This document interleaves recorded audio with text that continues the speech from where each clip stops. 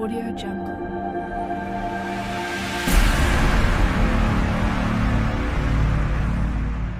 Audio Jungle. এক রাজপুত্র, দুনিয়ার সব সুখ স্বাচ্ছন্দ্য ধনরত্ন বিলাসিতা সবই তার পায়ের নিচে। তবুও কেন তার হৃদয় ছিল অশান্ত? কেন হাসি হারিয়ে গেল তার মুখ থেকে?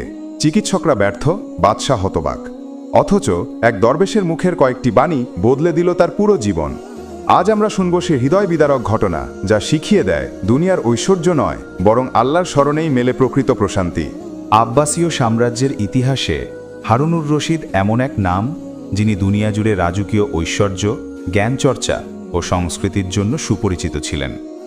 তার রাজপ্রাসাদ ছিল সোনালী গম্বুজে, মার্বেলের প্রাচীরে, বাগান, ঝর্ণা আর অসংখ্য ধনরত্নে পূর্ণ।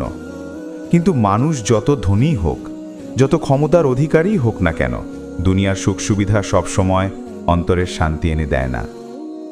হারুনুর রশিদের ছিল এক প্রিয় পুত্র। এই সন্তানকে তিনি হৃদয়ের টুকরো মনে করতেন। দামি পোশাক, সোনার খাট, সুস্বাদু খাবার, সেরা খেলনা সবকিছুই তার জন্য হাজির ছিল। তবু অদ্ভুতভাবে রাজপুত্র একসময় বিষণ্ণতায় আক্রান্ত হল। প্রাসাদের আলোকসজ্জা, দুনিয়ার বিলাসিতা, সঙ্গীত আর খেলাধুলা কিছুই তার মন ভরাতে পারছিল না। তার চোখে সবকিছু নিস্তেজ হয়ে গেল। প্রথমে বাদশাহ ভেবেছিলেন হয়তো এটি কোনো শারীরিক অসুখ, তাই তিনি সেরা চিকিৎসকদের ডেকে আনলেন। চিকিৎসকরা নানা পরীক্ষা করলেন, দামি ওষুধ খেল, কিন্তু কিছুতেই কোনো পরিবর্তন হলো না। বরং দিন দিন রাজপুত্রের মন আরও ভারী হয়ে যাচ্ছিল। সে প্রায় নির্জনে বসে থাকত, তারা ভরা আকাশের দিকে তাকিয়ে দীর্ঘশ্বাস ফেলত। এক রাতে রাজপুত্র প্রাসাদের বারান্দায় দাঁড়িয়ে চাঁদের আলো দেখছিল। সোনালী প্রাসাদ আলোয় ঝলমল করলেও তার মনে হচ্ছিল এ সব কিছুই অর্থহীন। সে ধীরে ধীরে ভাবছিল, আমি কে? আমি কেন বেঁচে আছি? দুনিয়ার এই খেলনা, সোনা, রত্ন কি সত্যি আমাকে শান্তি দেবে, নাকি এর বাইরে আরও কোনো সত্য আছে? এই অবস্থায় বাদশাহ হারুনুর রশিদের হৃদয় ভেঙে যাচ্ছিল। তিনি বুঝতে পারলেন এ রোগ শরীরের নয়, আত্মার। আর আত্মার রোগের চিকিৎসা দুনিয়ার ডাক্তাররা করতে পারবে না। তখন তিনি ভাবলেন, হয়তো কোনো আল্লাভীরু দরবেশই আমার ছেলের হৃদয়ের সমস্যার সমাধান দিতে পারবে। কিছুদিন পর বাদশার নির্দেশে এক দরবেশকে প্রাসাদে আনা হলো। দরবেশের পোশাক ছিল সাদামাটা, তার চোখে গভীর প্রশান্তি, মুখে আল্লাহর নূরের আভা। তিনি ছিলেন দুনিয়ার মোহ থেকে মুক্ত, কিন্তু আল্লাহর প্রেমে পূর্ণ। বাদশাহ তাকে সম্মান দিয়ে বললেন, হে আল্লাহর বান্দা, তুমি আমার ছেলের দিকে দৃষ্টি দাও। সে এমন এক দুঃখে পড়েছে যা দুনিয়ার চিকিৎসকরা বুঝতে পারছে না। সে হাসে না, খুশি হয় না, কোনো কিছুর আনন্দ খুঁজে পায় না। হয়তো তোমার দোয়া ও উপদেশই তার অন্তরে শান্তি ফিরিয়ে আনতে পারবে। হৃদয়স্পর্শী সাক্ষাৎ। দরবেশ রাজপুত্রের কাছে গেলেন। রাজপুত্রের মুখের দিকে তাকিয়ে তিনি গভীরভাবে অনুভব করলেন, এই তরুণ সত্যের সন্ধানে ব্যাকুল, কিন্তু পথ খুঁজে পাচ্ছে না। দরবেশ শান্ত কণ্ঠে বললেন, বাছা, তুমি কি জানো কেন দুনিয়ার প্রাচুর্য তোমার অন্তরকে পূর্ণ করতে পারছে না? কারণ তোমার হৃদয় সৃষ্টি হয়েছে আল্লাহর প্রেমের জন্য। মানুষের মন যতই দুনিয়ার দিকে ছুটুক না কেন, শেষমেশ সে শূন্যতার মুখোমুখি হয়, আর সেই শূন্যতা পূরণ করতে পারে কেবল আল্লাহর স্মরণ। এরপর দরবেশ কুরআনের আয়াত তিলাওয়াত করলেন, জেনে রাখো, আল্লাহর স্মরণেই অন্তরসমূহ প্রশান্তি লাভ করে। সূরা রাদ আয়াত 28। রাজপুত্র স্তব্ধ হয়ে শুনছিল। তার মনে হচ্ছিল এই আয়াত যেন সরাসরি তার হৃদয়ের জন্যই নাজিল হয়েছে। দুনিয়ার প্রকৃত সত্য। দরবেশ আবার বললেন, বাছা, দুনিয়া এক মরীচিকা। এখানে সুখ ক্ষণস্থায়ী, আনন্দ ভঙ্গুর। রাসূলুল্লাহ সাল্লাল্লাহু আলাইহি ওয়াসাল্লাম বলেছেন, দুনিয়া হলো মুমিনের জন্য কারাগার, আর কাফেরের জন্য জান্নাত। সাহি মুসলিম।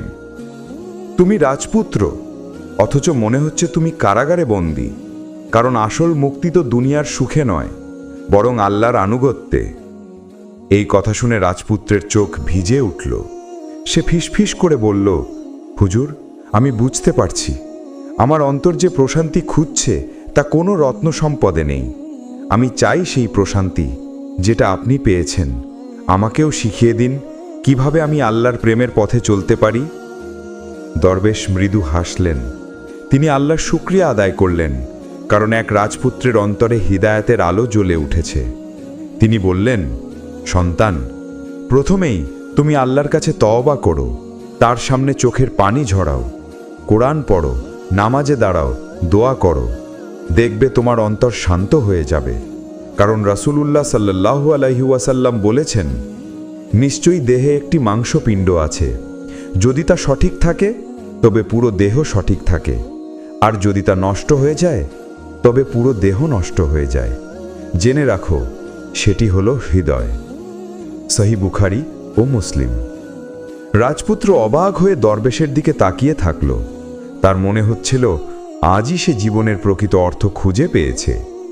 এভাবেই দরবেশের সঙ্গে প্রথম সাক্ষাতে রাজপুত্র উপলব্ধি করল যে দুনিয়ার প্রাচুর্য নয়, আল্লাহর স্মরণই হল প্রকৃত শান্তির উৎস।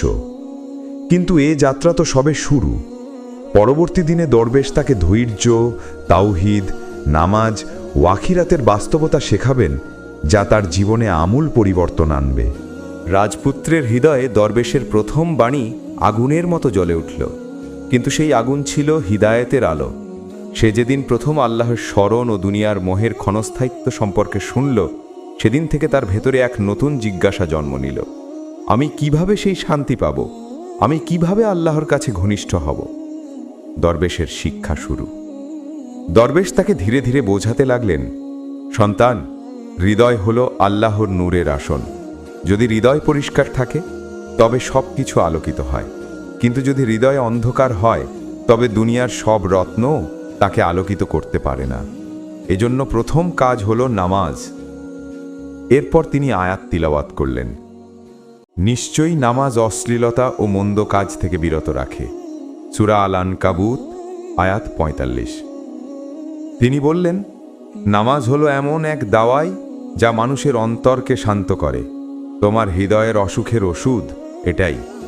রাজপুত্র চোখ ভিজে বলল, হুজুর, আমি তো নিয়মিত নামাজ পড়তাম না, আল্লাহকে ভুলেই থাকতাম, কিন্তু আজ বুঝলাম কেন আমি এত অশান্ত ছিলাম। ধৈর্য ও পরীক্ষা। দরবেশ আবার বললেন, সন্তান, দুনিয়ায় প্রতিটি মানুষ পরীক্ষা দিতে এসেছে। ধন সম্পদ, স্বাস্থ্য, রাজত্ব সবই পরীক্ষা। আল্লাহ তাআলা কুরআনে বলেন, আর অবশ্যই আমি তোমাদের পরীক্ষা করব কিছু ভয়, ক্ষুধা, ধনসম্পদ, জীবন ও ফলের ক্ষতি দ্বারা, আর তুমি ধৈর্যশীলদের সুসংবাদ দাও। সূরা বাকারা ১৫৫। তুমি রাজপুত্র হয়েও অসুখী হয়েছ, এটাই তোমার পরীক্ষা। যদি ধৈর্য ধরো, আল্লাহ তোমাকে আরও বড় পুরস্কার দেবেন। রাজপুত্র অবাক হয়ে বলল, তাহলে কি এই অশান্তিই আমার পরীক্ষা? দরবেশ বললেন, হ্যাঁ সন্তান, কিন্তু মনে রেখো, নিশ্চয়ই আল্লাহ ধৈর্যশীলদের সাথেই আছেন। সূরা বাকারা ১৫৩। এই প্রতিশ্রুতির চেয়ে বড় সান্ত্বনা আর কিছু নেই। দুনিয়ার প্রকৃত মর্যাদা। এরপর দরবেশ রাজপুত্রকে রাজপ্রাসাদের ঝলমলে এক কক্ষে নিয়ে গেলেন। সোনার আসবাব, দামি গালিচা, রত্নখচিত প্রদীপে ভরা ছিল ঘরটি। দরবেশ হেসে বললেন, দেখো সন্তান, এ ঘরের সব কিছুই একদিন ধ্বংস হবে। এই প্রাসাদও থাকবে না, বাদশাহও থাকবেন না, আমিও থাকব না, তুমিও না। কেবল থাকবে তোমার আমল। রাসূলুল্লাহ সাল্লাল্লাহু আলাইহি ওয়াসাল্লাম বলেছেন, আদম সন্তান বলে, আমার ধন সম্পদ, আমার ধন সম্পদ। অথচ হে আদম সন্তান, তোমার জন্য ধনসম্পদ থেকে কেবল এই ৩টি: তুমি যা খেয়েছ ও শেষ করেছ, যা পড়েছ ও পূরণও করে ফেলেছ, অথবা যা দান করেছ ও আগাম পাঠিয়ে দিয়েছ। সহিহ মুসলিম। এই হাদিস শুনে রাজপুত্র চমকে উঠল। সে বুঝল, যে ধন সম্পদকে সে নিজের ভেবেছিল তা আদতে কখনোই তার ছিল না। রাজপুত্রের কান্না। রাজপুত্রের চোখ দিয়ে টলটল করে অশ্রু ঝরতে লাগল। সে কেঁদে বলল, হুজুর, আমার কাছে এত ধন সম্পদ আছে, অথচ আমি দান করিনি, আল্লাহর পথে ব্যবহার করিনি। আমি কত বড় গাফিল ছিলাম। দরবেশ তার কাঁধে হাত রেখে বললেন, এখনো সময় আছে সন্তান, আল্লাহ গফুরুর রহিম। তুমি যদি এখন থেকে আল্লাহর পথে দান করো, নামাজে দাঁড়াও, কোরআন পড়ো, তবে তোমার হৃদয় পরিপূর্ণ শান্তি পাবে। এভাবে দরবেশ রাজপুত্রকে নামাজ, ধৈর্য, দান ও দুনিয়ার ক্ষণস্থায়িত্বের শিক্ষা দিলেন। রাজপুত্র প্রথমবারের মতো নিজের ভুলগুলো বুঝতে শুরু করল। তার অন্তরে অশ্রু দিয়ে হিদায়েতের আলো প্রবেশ করল। কিন্তু এই গল্প এখানেই শেষ নয়, বরং এখান থেকেই শুরু হলো রাজপুত্রের অন্তরের রূপান্তর। রাজপুত্রের অন্তরে ধীরে ধীরে পরিবর্তনের হাওয়া বইতে শুরু করেছিল, কিন্তু এখনও সে নামাজে দাঁড়ায়নি। কেবল শুনেছে, কেবল কেঁদেছে, কেবল অনুশোচনা করেছে। দরবেশ বুঝলেন তার প্রকৃত রূপান্তর হবে তখনই যখন সে আল্লাহর সামনে সিজদায় লুটিয়ে পড়বে। প্রথম নামাজের আমন্ত্রণ। এক সকালে দরবেশ রাজপুত্রকে ডেকে বললেন, সন্তান, আজ তুমি আমার সাথে নামাজে দাঁড়াবে। আজ তুমি সেই প্রশান্তি স্বচক্ষে দেখবে যা কোনো রাজ্য, কোনো ধনসম্পদ, কোনো প্রাসাদে পাওয়া যায় না। রাজপুত্র কিছুটা লজ্জিত কণ্ঠে বলল, হুজুর, আমি নামাজ পড়তে জানি না, সঠিক নিয়মও জানি না। দরবেশ মমতামাখা কণ্ঠে বললেন, আল্লাহর কাছে দাঁড়াতে খুব বেশি জানা লাগে না, দরকার কেবল আন্তরিকতা। রাসূলুল্লাহ সাল্লাল্লাহু আলাইহি ওয়াসাল্লাম বলেছেন, নিশ্চয়ই কাজের ফল নির্ভর করে নিয়তের ওপর, আর প্রত্যেক মানুষ তার নিয়ত অনুযায়ী প্রতিফল পাবে। সহিহ বুখারী ও মুসলিম। তুমি কেবল আল্লাহর জন্য দাঁড়াও, বাকিটা ধীরে ধীরে শিখে যাবে। রাজপুত্রের প্রথম সিজদা। অবশেষে দরবেশের সঙ্গে রাজপুত্র দাঁড়ালো নামাজে। দরবেশ ইমামতি করলেন। রাজপুত্র কাঁপতে কাঁপতে তাকবীর বলল, তারপর কোরআনের আয়াত শুনল, তোমরা নামাজ কায়েম করো, যাকাত আদায় করো, আর রুকুকারীদের সাথে রুকু করো। সূরা বাকারা আয়াত 43। যখন দরবেশ সিজদায় গেলেন, রাজপুত্র সিজদায় গেল, আর সেই মুহূর্তেই তার অন্তরে যেন এক অদ্ভুত শান্তি নেমে এলো। মনে হচ্ছিল সে সমস্ত ভার, সমস্ত বিষণ্ণতা, সমস্ত উদ্বেগ মাটির সঙ্গে মিশিয়ে দিয়েছে। সিজদা থেকে মাথা তুলেই রাজপুত্র অঝরে কাঁদতে লাগল। সে অনুভব করল এটাই সেই প্রশান্তি যেটি এতদিন ধরে খুঁজছিল। দরবেশের উপদেশ। নামাজ শেষে দরবেশ তার দিকে তাকিয়ে বললেন, সন্তান, কেমন অনুভব করেছ? রাজপুত্র কাঁদতে কাঁদতে বলল, হুজুর, আমার মনে হচ্ছে আমি যেন নতুন জন্ম নিয়েছি। আল্লাহর সামনে সিজদা দিয়েই আমি শান্তি পেয়েছি। কেন আমি এত বছর এটা থেকে দূরে ছিলাম? দরবেশ মৃদু কণ্ঠে উত্তর দিলেন, এই তো হলো প্রকৃত শান্তির রহস্য। আল্লাহ তাআলা বলেন, হে মুমিনগণ, তোমরা ধৈর্য আর নামাজের মাধ্যমে সাহায্য প্রার্থনা করো। নিশ্চয়ই আল্লাহ ধৈর্যশীলদের সাথেই আছেন। সূরা বাকারা আয়াত 153। তুমি যদি এই নামাজ আঁকড়ে ধরো, তোমার অন্তরে আর কখনো সেই শূন্যতা আসবে না। রাজপুত্র দরবেশের হাত ধরে বলল, হুজুর, আমি প্রতিজ্ঞা করছি, আজ থেকে আমি নামাজ ছাড়ব না। আমি আল্লাহর পথে চলব, দুনিয়ার বিলাসিতা নয়। আপনি আমাকে পথ দেখাতে থাকুন। দরবেশ কাঁদতে কাঁদতে বললেন, আলহামদুলিল্লাহ, এ তো আল্লাহর রহমত। মনে রেখো সন্তান, জীবন ক্ষণস্থায়ী। আজ যে সুযোগ তুমি পেয়েছ, কাল হয়তো আর থাকবে না। রাসূলুল্লাহ সাল্লাল্লাহু আলাইহি ওয়াসাল্লাম বলেছেন, 5 জিনিসকে 5-এর আগে মূল্যবান জেনে নাও। বার্ধক্যের আগে যৌবন, অসুস্থতার আগে সুস্থতা, দারিদ্র্যের আগে সম্পদ, ব্যস্ততার আগে অবসর, আর মৃত্যুর আগে জীবন। মুসনাদে হাকিম। রাজপুত্র নামাজে দাঁড়িয়ে যে শান্তি পেয়েছিল, তার রেশ যেন দিন-রাত তার অন্তরে ভেসে বেড়াচ্ছিল। কিন্তু দরবেশ জানতেন, শুধু নামাজে দাঁড়ানোই যথেষ্ট নয়। আল্লাহর বান্দার প্রকৃত পরিচয় হয় তখনই যখন সে নিজের ধন সম্পদ আল্লাহর পথে ব্যয় করে, মানুষের দুঃখ দুর্দশায় পাশে দাঁড়ায়। দান করার শিক্ষা। একদিন দরবেশ রাজপুত্রকে নিয়ে শহরের দরিদ্র এলাকার গেলেন। রাজপুত্র বিস্মিত হয়ে দেখল, প্রাসাদের বাইরে কত মানুষ ক্ষুধার্ত, কত শিশু অনাহারে, কত বৃদ্ধ রোগে কাতর, অথচ কেউ তাদের খোঁজ নিচ্ছে না। দরবেশ বললেন, সন্তান, আল্লাহর পথে দান করা হলো ঈমানের অংশ। তুমি যতই ধনী হও না কেন, যদি দান না করো, তবে সেই সম্পদ কিয়ামতের দিন তোমার জন্য বোঝা হয়ে দাঁড়াবে। আল্লাহ তাআলা বলেছেন, তোমরা যা কিছুই আল্লাহর পথে ব্যয় করবে, তিনি তার পরিবর্তে তা পূর্ণ করবেন, আর তিনি সর্বোত্তম রিজিকদাতা। সূরা সাবা আয়াত 39। রাজপুত্র বিস্মিত হয়ে দরবেশের দিকে তাকালো, বলল, হুজুর, এত মানুষ অনাহারে আছে, অথচ আমি প্রাসাদে বসে বিলাসী জীবন কাটাচ্ছি। আমি তো তাদের কথা কোনোদিন ভাবিনি। তাহলে কি আমার ধন সম্পদ আমার জন্য অভিশাপ? দরবেশ উত্তর দিলেন, না সন্তান, ধন সম্পদ অভিশাপ নয়, বরং পরীক্ষা।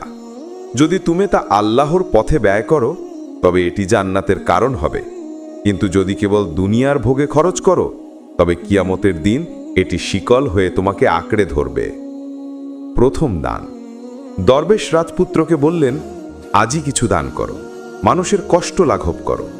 রাসূলুল্লাহ সাল্লাল্লাহু আলাইহি ওয়াসাল্লাম বলেছেন, দান সাদাকা গুনাহকে নিভিয়ে দেয়, যেমন পানি আগুনকে নিভিয়ে দেয়। তিরমিজি। রাজপুত্র প্রাসাদে ফিরে গিয়ে সোনার থলে ভরে দরিদ্রদের মাঝে বিতরণ করল।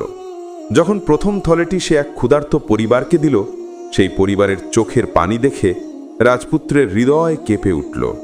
মনে হলো আজই সে জীবনের সবচেয়ে বড় আনন্দ পেল। অন্তরের পরিবর্তন। রাজপুত্র দরবেশকে বলল, হুজুর, আজ আমি বুঝতে পারলাম দান করার আনন্দ প্রাসাদের কোনো ভোজ সভায় নেই, কোনো গানের আসরে নেই। আমি আজ সত্যিকারের শান্তি পেলাম। দরবেশ হাসলেন এবং বললেন, হ্যাঁ সন্তান, কারণ রাসূলুল্লাহ সাল্লাল্লাহু আলাইহি ওয়াসাল্লাম বলেছেন, সর্বশ্রেষ্ঠ মানুষ সেই যে মানুষের জন্য সবচেয়ে উপকারী। মুসনাদে আহমদ। এদিকে বাদশাহ হারুনুর রশিদ লক্ষ্য করলেন তার ছেলের মধ্যে অদ্ভুত পরিবর্তন এসেছে। যে ছেলে একসময় বিষণ্ণতায় দিন কাটাতো, আজ সে মানুষের পাশে দাঁড়াচ্ছে, দান করছে, নামাজ পড়ছে আর সবার প্রতি মমতাশীল হয়েছে। বাদশার চোখে আনন্দশ্রু চলে এলো। তিনি ভাবলেন, সত্যি কোনো দরবেশের শিক্ষা প্রাসাদের সমস্ত বিলাসিতার চেয়ে মূল্যবান।